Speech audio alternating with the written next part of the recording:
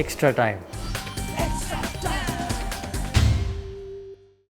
Is nicely poised at 1-1, but I just wonder how much wind has been taken out of your sails by the manner of that defeat last night, and you're confident you can bounce back? Yeah, I'm very confident we can bounce back, mate. Obviously, easier said than done. They're a class team, but the way we started the series in that first game was more comprehensive than what they gave to us last night. So I think going into the second game, we're still full of confidence. We found it difficult. Our last 8 overs, I would say, of our batting innings, we found it a bit difficult, but I think the boys have bounced back. We're a fast learning side. So, no, I don't think there's been a huge amount of wind out of ourselves, to be honest. You've batted well in both games. What did you learn, particularly yesterday, about batting in these conditions when the pitch starts to slow down? What can you take from it? Yeah, well, what I learned was just to make sure I'm staying on my shots a little bit more. You saw with a couple of my reverse sweeps, I missed a bit. I was a bit out of position, and then rectified that during my innings. And it's just a pitch where you've got to pick your bowler. Unfortunately, the bowler that I picked got me out. Obviously, Washington was the guy I was looking to target when he came on to bowl. If that over had gone for a few runs, it would have kind of swayed the momentum of our innings quite a bit. So, unfortunately, it was a calculated risk, but it didn't go my way. But yeah, it was a slow, tough pitch, and yeah, they made light work of it. The World Cup will obviously be played in these conditions later in the year. Yeah. How tough is it as an English batsman facing this spin on these turning pitches, and how useful can this series be to learn to adapt and improve in that area? Yeah, I think the whole squad's played a huge amount in the subcontinent. I think that's a huge benefit for us. Obviously, playing this 5-match series plus the 3 one-dayers is going to hold us in good stead as well. But we've almost learned enough already that we should be kind of capitalising on what we've learned in this series. But just last night, we made a few mistakes. So, yeah, they are difficult, but not just as difficult as our spinners are to face as well. So, it's all fun. Just want to know how impressed you've been with your own form recently. It didn't go quite to plan in South Africa, but it looks like you're responding well here in India. Yeah, it hasn't gone quite to plan for last year. So it's been nice to get a few runs, hit a few out of the middle. But yeah, still looking for that big score because, as everyone knows, those 40s are great and they look great on the scoreboard. But I mean, to get the 180s, 190s, and very competitive totals in T20, you need someone to be going on and getting big scores. So as happy as I am with it, there's still a lot to improve on.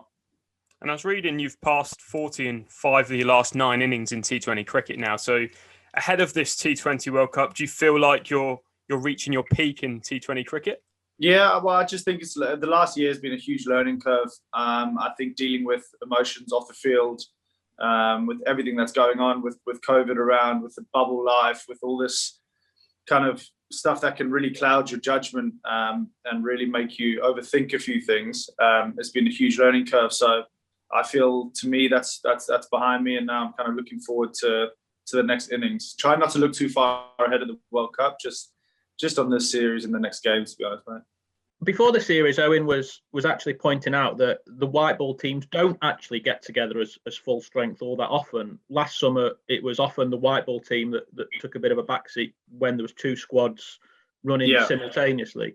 How nice is it for you all to be together as a full strength squad looking towards that World Cup in 7 months' time? Yeah, and I think that was due to the Test Championship, wasn't it? And I think now, with them kind of just narrowly missing out on that, I think now we're able to get our full strength side together. And you see, when we have got our full strength side together, the players on our bench are incredibly talented. So leading into a World Cup with players like that on our bench is hugely important. Now, you saw in the 50-over World Cup, it's important to have people on the sideline. So it's nice to have all the boys around. But yeah, three more big games here, and we should hopefully prove a point.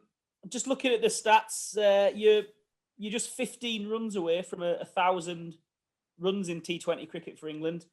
Of the guys who were above you, Peterson, Butler, Alex, and Owen, you've actually got the highest strike rate. You know, so nobody scored more runs for England than you at a better rate. I just wonder if you can give us a bit of an insight into your mindset. You know, you seem to be the one amongst quite a decent field of hitters.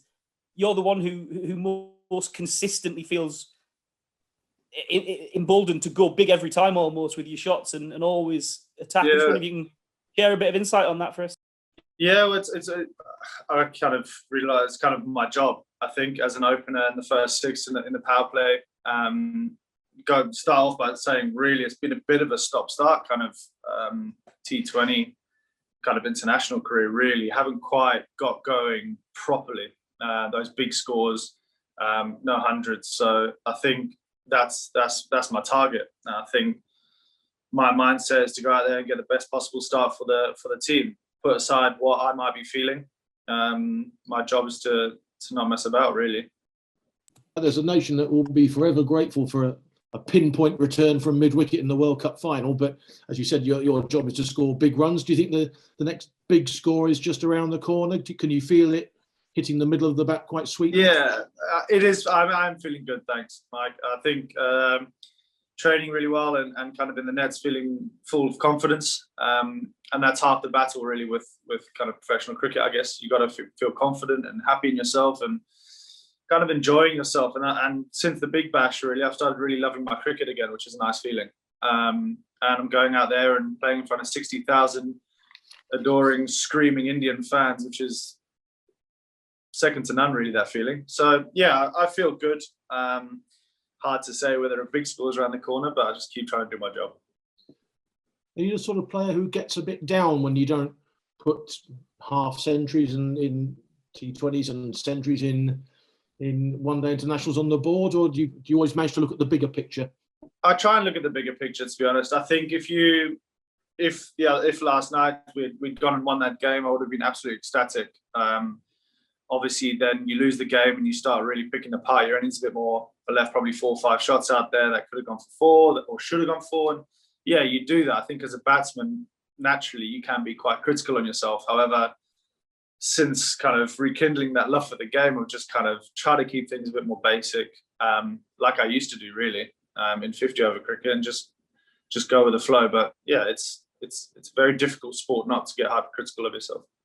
Quick one on Ishan Kishan obviously made a very good impression for India, but it's interesting what Virat Kohli was saying before the series about how India were going to try and be more dynamic and really go hard from the top after being a bit more cautious. I mean, to all intents and purposes, it's pretty much the tactics you guys have taken so successfully over the years. I just wonder, was there anything in what Ishan did yesterday that was particularly different to how you guys have gone about it, or was it just a matter of execution on the night, do you think? Yeah, it was just execution on the night. I think a couple of times we might have got things a little bit wrong with the ball, and he capitalised by hitting him for 6. Whereas, say, when I was opening, I probably missed, like I said previously, missed out on 4 balls that should have gone for boundaries. So I think it's just a case of just making sure you kind of execute your skills extremely well. And yeah, he's obviously a star player. He's done that for Mumbai numerous amounts of times. So I wasn't surprised when I saw him kind of teeing off a bit, because everyone knows he's a star player. So yeah, good on him. I mean, obviously, in England have been using this policy all the way through the 50-over World Cup, and there were 1 or 2, I guess, some memorable flameouts when you go too hard too soon, and you're 5 for 8 and what have you. I mean, it's obviously something you guys have developed over the years, but is it difficult to sort of embrace a new strategy like that, going hard from the top? And there will be some days, presumably Jofra or someone gets in the mix. I mean, how do you balance that aggression? How do you get your head around it? Yeah, but yeah, it's worked for us in 50-over cricket. It's worked for us in the last kind of 10 T20 games we've played. Our policy is just kind of play aggressive cricket, but the problem is when you're playing on pitches like this, you have to be a little bit more calculated. I think you have to kind of assess it a bit quicker, and that's all part of learning. And each day is a learning day. Each series is a chance to learn. But yeah, I think if you're wanting to play that way, you got to accept that some days it's not going to go that way. You are going to be 3-4 down in a power play. That's just the way it goes. But with the depth of our batting lineup, that's the opportunity it gives us top order batsmen.